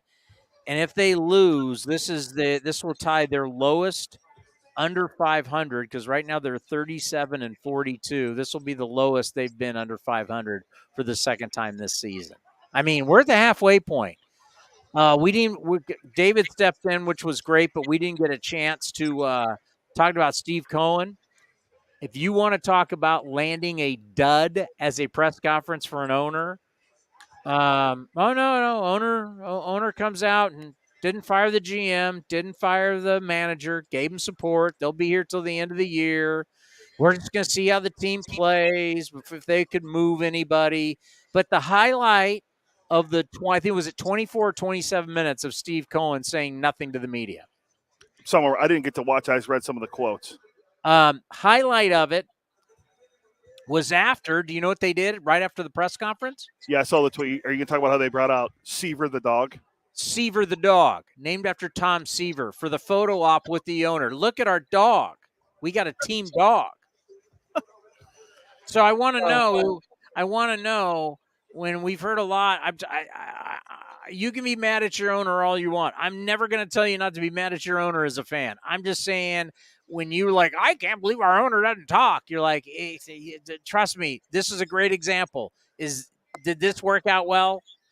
Did this satisfy anybody? No, he didn't say anything. Do you think the $16 billion hedge fund guy is going to come? Everybody wants George Steinbrenner back in the day, who comes out, I'm firing him. That owner doesn't exist anymore. Well, you still kind of have that guy, Jerry Jones. But then again, Cowboy fans hate him because he's also the GM. But, I mean, what do you think these guys are really going to say? And I'm not trying to be callous. I'm not sticking up for anybody. I'm just saying, what do you want? Billionaire owners, they're billionaires from other businesses. They buy teams. This guy, Steve Cohen, remember, he's different because he's a real fan.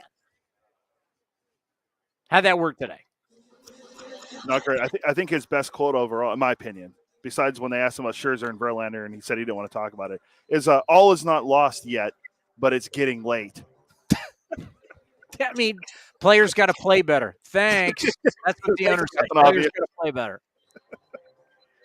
Doesn't want to talk because Scherzer supposedly, and I don't even know.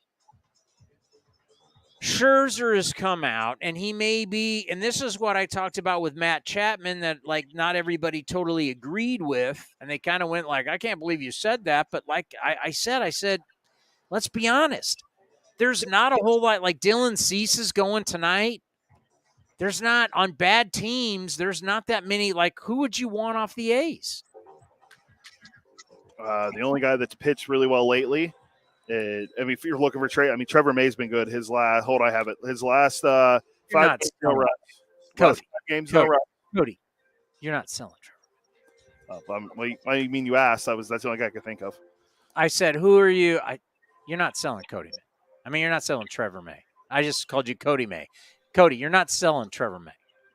Maybe someone needs an arm, yeah. But we're talking about when you're going to get something, the New York Mets aren't calling a press conference saying we reacquired Trevor May.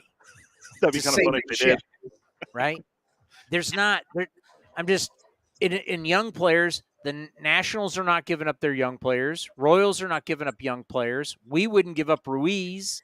We're not giving up young players. There's no, I mean, the White Sox got guys, and that's it.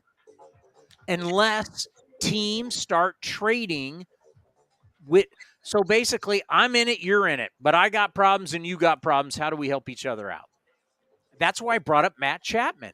Matt Chapman could get dealt. Why would you deal Matt Chapman? Well, you're tired of now seeing him hit 200 again, because that's what he's been doing. And he was punching out all day yesterday. And, you're tired. You're not going to sign Matt Chapman long term. You've already dealt with Boris about it. It ain't happening. So knowing I'm not going to keep him, and I've got whatever the Blue Jays say their needs are, maybe they trade Matt Chapman. How about the Mets? Are the Mets technically out of it? How far are the Mets out in the wild card? They're not out of it. No, they're not. I'll get it right here. The Mets are 8.5 games back. In the division? No, they're 8.5 games back in the wild card. Okay. Well, yeah, they're not out of it yet. They're not out. Yeah. Mets are 16 back in the division, but they're 16.5. We can go back to where the Nationals were, where they won the World Series. We can go back to the Phillies. So you're not totally out of it, right? And you've got some time over a month to make some hay. But you know what? If you're the Mets, why not say Scherzer? His contract's up after this year, or he may have like a player's option. If Scherzer's going to waive the no trade, he's old. Get rid of him. It's smart business. So you may trade a team that you may think that's in it, may trade somebody with another team who's in it so I can get something. Because where am I going to go with the bad teams? The bad teams? I mean, if you're talking about you're going to go sell trading for Andrew McCutchen. I don't think they're trading him anyway. But yeah, I mean, they're your fanboy. If they're going to trade Andrew McCutchen. Oh, he came out and said he doesn't want to be traded. Who cares? If I'm trying to, sorry, let me go back to real baseball, and I won't affect your little team, the Pirates. All right, I'll go to another team. If they want to trade somebody that could help them, and they're an older player and somebody but how am I going to sell that player? How do I sell another McCutchen somewhere else? Yeah, I mean, the thing they could do too is for them, they can always trade him to sign him back in the offseason. He's a free agent after the year. Right now, you're so bad. Why would you not throw Juan Soto out there? That's a good one. And you know who the perfect why not throw out your new Wonder Boy outfielder, the steroid guy, Nando? Dump that contract. A lot of money, yeah. Someone will want to take it on. You know who's a good fit for Scherzer, in my opinion? And it brings it back full circle for him. Send him to Arizona. Start his career there. That's a perfect landing spot for him. With a young team, a young staff, with him and Gallen. I think that's a pretty good – and they have a great farm system. I don't think you have to give up. I think you really, if I'm Arizona, what's that? Mike Hazen's their GM? Mike Hazen, yeah. Or excuse me, VP or executive VP or whatever he is. If I'm Mike Hazen, I'll call up and I'll go, I'll give you this A-ball player and I'll take the money. Yeah, I mean, why wouldn't you do that? Now, New York doesn't – what do they care about? Trust me, as rich as they are, get me closer under, get me, because they have the highest payroll of all time and they stink. You don't think they want to shed some payroll? I mean, I would take on, if you can get New York to still pay some of it, yes. But, I mean, ideally, I'd do that deal. Call me up. I'm Billy Upler. Call me up. You're Mike Hazen. I'll do the deal. Take Scherzer. I think it's take on some money. And I'm not going to give you anything, by the way. I think it's a good deal for them. I'm going to give you this highlighter. This A-ball highlighter, that's what you're getting for Scherzer. I'm not giving you a top prospect. I think it makes a lot of sense for Arizona. I like that deal. But see, there you go. A team that still kind of feels like they're in it and a team that truly is in it. That's where you're going to get players. I don't think you're getting like this whole thing. Like I read these notes every day and it's like, well, they're going to need, and they're talking about the Reds and the Orioles. They both need starting pitching. Well, there's no pitching depot to go to. Forget Home Depot. I need pitching depot. Where am I going to go? Pitching depot to get pitching. Yeah, and the one guy too that's going to be very fascinating, and we already know this. This is Captain Obvious, but if for some reason the Angels they don't feel like they're not going to be able to make the postseason, they're going to be out of it by the trade deadline. Why would you not trade Ohtani? I know they keep saying, we're not trading him. Well, why would you not? The numbers on Ohtani have gotten to a point to where they're mythical. I mean, the stat I saw last night, 10 strikeouts and home run, first AL player to do that since CC Sabathia is what someone put out there on social media. Okay, that's not mythical. I'm going to give you mythical. He homered twice while striking out 10 and 6 1/3. He has 10 hits, including 4 home runs in the last 22 at-bats, batting .455. Dating back to May 30th, 16 home runs, 31 RBIs. Ohtani leads the majors. That's Major League Baseball. Ohtani leads the majors in home runs, RBIs, slugging, OPS plus, and total bases, and has 127 strikeouts on the mound, third most in baseball. It's mythical. These numbers are flat out mythical. And the Angels during that time have won 14 of their last 21, dating back to June 4th, which, by the way, is the best record in the AL. So, yeah, it's called dilemma time. John, go back to our buddy John Lund. It's the daily dilemma. Oh, wow. I mean, because no matter how good he is and no matter what, if you know he's not going to sign with you, what do? What's the right business decision? Write it out or dump him for huge prospects? Yeah, I would. Yeah, it's a very interesting thing to Perry Manassian, Artie Moreno. They have to figure out, but I think if they're not anywhere near it, I feel like they're not going to make a push, which they're going to feel like they're going to be in it probably till August 1st. Why would you not deal him? Because then you don't have to worry about losing him for nothing when he goes to sign potentially with the Dodgers in the offseason. All righty. Are we going to go to Ruocco here? Yeah, we'll go to Ruocco here. Cody, I've had a fun time on the show today. It was a good show. We'll be back on Friday. Back on Friday at the Treehouse. Yeah, we got. Let me promote it. I'll promote it here. I'll come back on camera for a second. Talked to him earlier. We're gonna have Liam Hendricks. He's gonna be here in Oakland, so we're gonna. Oh, he is coming. Awesome. Yeah. So I talked to him earlier. We're gonna try to. Yeah, we'll probably try to tape him, and we can probably do as long as we want with him. He'll talk with us forever. We'll probably tell him we have to go because he won't stop talking. That's awesome. So I told him I'll reach out and set everything up tomorrow or Friday morning with him. But yeah, Liam's gonna be here. Which is good. It'll be great to see him because we haven't seen him since the whole cancer diagnosis and being on the injury list. So it'll be great to catch up with him in person. Oh, good call. Good call. All righty. It's been a great show. Ryan Ruocco. It's not over yet. From the Yes Network, calling the Yankee game tonight, is going to join us next. And then we will have A's Total Access brought to you by Chevron. And then after the game, we will all be, Jessica Kleinschmidt, Cody, and I will all be on the A's post-game show. We call it the Clubhouse Show. I'll join it about midway. Thank you for watching A's Cast Live. It's been a lot of fun doing it. We'll be back on Friday from the Treehouse. Are we going to go to a break, Cody, or you just want to throw to Ryan now? I'll throw to Ryan now. That's fine. All right. Here is one of the voices of the Yankees, Ryan Ruocco. Ready for the Athletics and the Yankees game 2 of this 3-game set. And obviously, it's one thing I said going into yesterday's game. I mean, you look at these two offenses. We're looking at two offenses that are really struggling. We've talked about it all year long from the A's perspective. From the Yankees perspective, a whole different deal. I know Judge is out, but even if Judge is out, you shouldn't be this bad.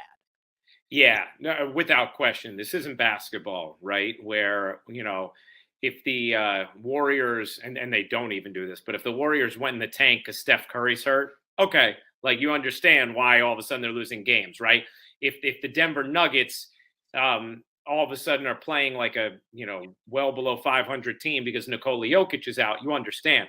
Baseball doesn't usually work like that, but Aaron Judge's impact has been NBA franchise star like this year when he has been available or not been available. Now, obviously, he's great, and he's the MVP last year for a reason. But the rest of the lineup really has struggled when he hasn't been in there. And I think, the places you'd look to first would be Rizzo, LeMahieu, and Stanton, because those are places where you still expect to get production. Rizzo has started to come around over the last week, but he had gone through quite a slump when Judge got hurt.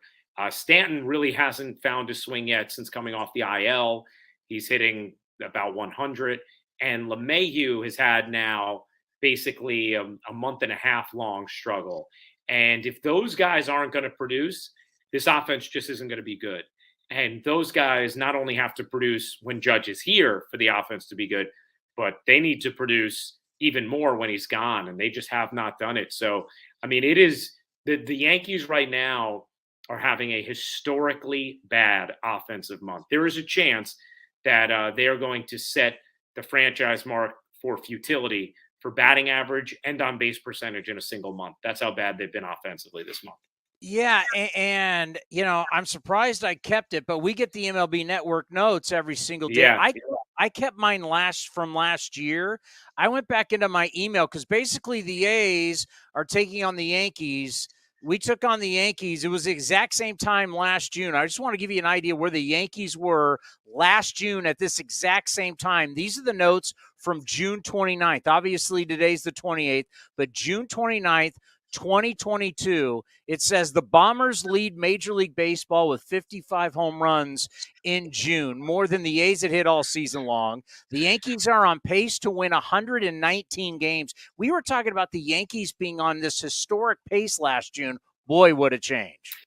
Yeah, it's been a lot different. I think, there's a few things that are really impressive about this Yankee team, and then a few things that are really concerning, and if things don't change, would be fatal flaws. The impressive has been the way the pitching staff has pitched effectively throughout this season, regardless of injuries. They've had some very key pieces in the bullpen hurt for big lengths of time, and the bullpen is still by far and away best in the baseball when it comes to ERA. And if you look at every single reliever who they've used or who's there right now, they are all well above average when it comes to ERA plus, like soaring past that. So it's not just one or two contributors uplifting the rest of the group. It's the entire bullpen. The other thing is the starting rotation, despite not having Rodon, despite Severino missing a huge chunk of time, Nestor Cortez on the IL, they've still by and large done a nice job. Cole has been terrific. And then they've patched it together with good spurts from other starters. Schmidt has been really good of late. We'll see him in the Thursday game of this series. But I think organizationally, the Yankees have found something with pitching and run prevention. Year in, year out, they are towards the top of Major League Baseball in that department. Organizationally, I think there's things that you can start to be concerned about offensively, because this is becoming, even though you just cited some positive offensive stats from last year, there's something that feels like it's becoming a little bit of a theme with their offense. And, there's been a lack of sort of athleticism in the lineup that hits for average for a while. And sometimes they can slug their way through it, and sometimes they can't. And right now there's not enough slugging to mask the lack of hitting, if that makes sense. And perfect. I was thinking the exact, we've kind of been talking about this because we're watching it, and I'm so glad you brought that aspect up, because when you look at the Rays, when you look at the Orioles, when you look at the Diamondbacks, Cincinnati Reds are hot right now, this young athletic team. As rules are changing and where baseball wants to go, we're trying to break out of this 3 true outcomes, strikeout, and the A's, we've been built on home runs. Right, of course. Strikeouts, home runs, walks, right? Moneyball. It's what we were all about when we've made the playoff runs 12, 13, 14, or 18, 19, 20. It was home runs or bust. We're now seeing these, and I think really with the Orioles, Rays are hitting a lot of home runs. But I think about this young Orioles team. I mean, you guys are living it in your division. We're living it in the National League. I mean, there's something about this athleticism. It plays on defense. It plays on offense. So if you're not hitting home runs, other ways to win. And the Yankees for so long, like when the A's have been good, you're built on dingers. Yeah, and the A's have struggled in October, maybe partially as a result of that, in those years. And the Yankees have struggled in October for a while now too. And more often than not, the culprit has been the offense. And I think a lot of it has to do with that. There's, over the course of a season, the macroeconomics will state that if you hit home runs like that, you're going to win, your fair share of games, which of course you are. but October is played in the micro. And so you need to be good at some of those things. And there needs to be a diversity in the way that you score. And I fully believe that. And I'm someone who very much embraces the helpful tools of analytics. And so I'm not somebody who's a, get off my lawn person with that at all. But I also think that there has to be an open-mindedness and a curiosity about yourselves. And if you're failing in similar ways over and over again at the time of year when it matters most, I think you need to dive into why. And I think the Yankees have tried to do that. I think it's why they acquired Benintendi last year, thinking they needed that kind of hitter in their lineup. And the one thing I'd give them some slack on is LeMahieu and Benintendi were both out last year in the playoffs. Those were the two kind of hitters they needed in their lineup at that time of year when they lost in the ALCS to the Astros. But right now, LeMahieu has not looked anywhere near like himself, and they didn't really replace the Benintendi. So they just have they have a lot of they have a lot of outs in the lineup right now.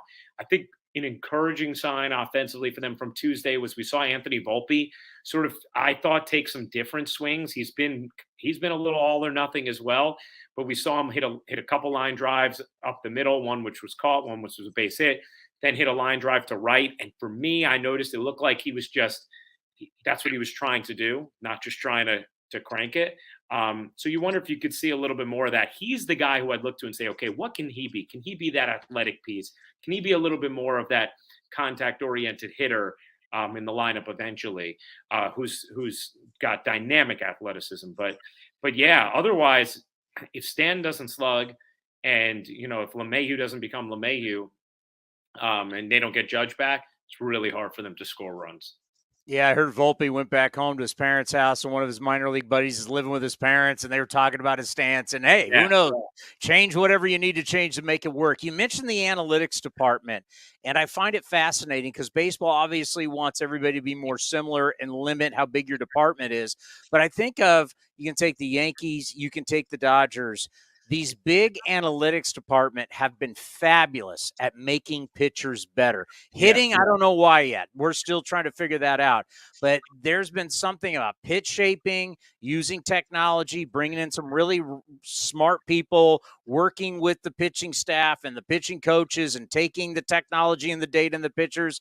It's tough for hitting, but, I mean, you can speak to it. Yankees, Dodgers, you've seen big analytics department truly make their pitching staffs better. And you mentioned the Yankees bullpen has been fabulous this year. Well, it's incredible. And that's the thing when I think sometimes fans get really upset and into the narrative of, they've let the analytics take this team over and this is the issues.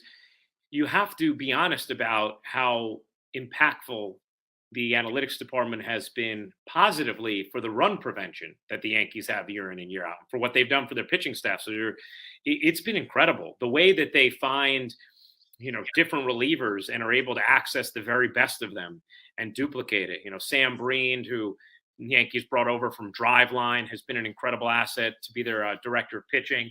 Matt Blake, what he's done at the major league level. It's hard to quibble with what the Yankees have done with their pitching staff and the way that the analytics and their research has aided the way they build and maximize their pitching staff. So I think that's where we dive into nuance, right? Kind of what you're saying, like, okay, this is clearly a massive net positive. I think there's things that are really positive about what they're doing offensively, as far as finding guys like a Billy McKinney or a Jake Bowers, or in years past, a Mike Tauchman, a guy who had credentials but had struggled for a couple of years, Matt Carpenter last year, a Luke Voigt, finding those guys and the numbers helping tell them there's a bigger story here, right? And getting some major league usage out of those guys. But then is there something else that's a little too homogenized in the offensive approach of the team that doesn't allow for a flexibility in how you score runs that eventually becomes your fatal flaw, that eventually becomes your undoing? And that's something I'd want to be really honest and curious about if I was the Yankees, because to me, it feels like they kind of have the same formula for their undoing during this stretch. And they're still really good. They're still never going to be bad. But like, to get over the top back to championship caliber, maybe that's what needs to be figured out. I know you got to get out of here. So let's end on this.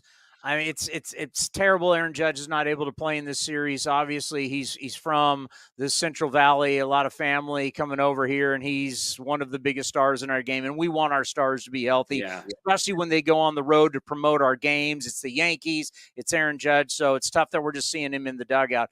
But if you could kind of look into your crystal ball, because we don't know if it's early August, mid-August, late August, when he will be back. Rest is the only thing that's going to take care of him. What do you think the Yankees' record will look like when he does come back? They pitch so well that I think they probably can hover around where they're at now, somewhere between 5 and 10 games over 500, so that they were playing 500 ball or a little worse without him. The schedule should be softer right now. Obviously, an opponent like Oakland, who struggled this year, but the A's take the first game of the series, right? So that's baseball.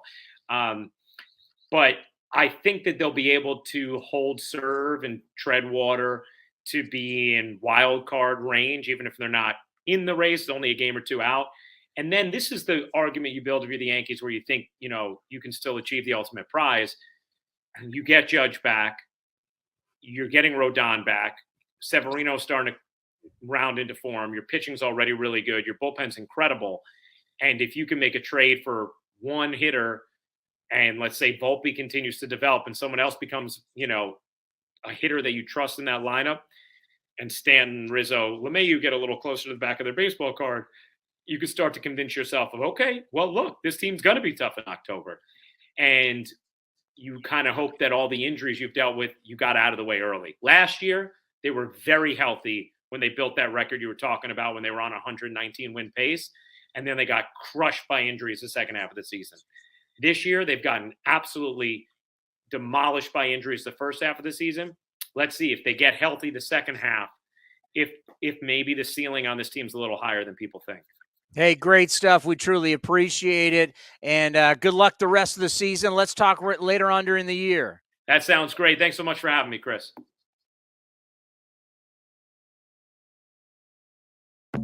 Chevron with Techron has unbeatable engine cleaning power, and it gives you unbeatable mileage.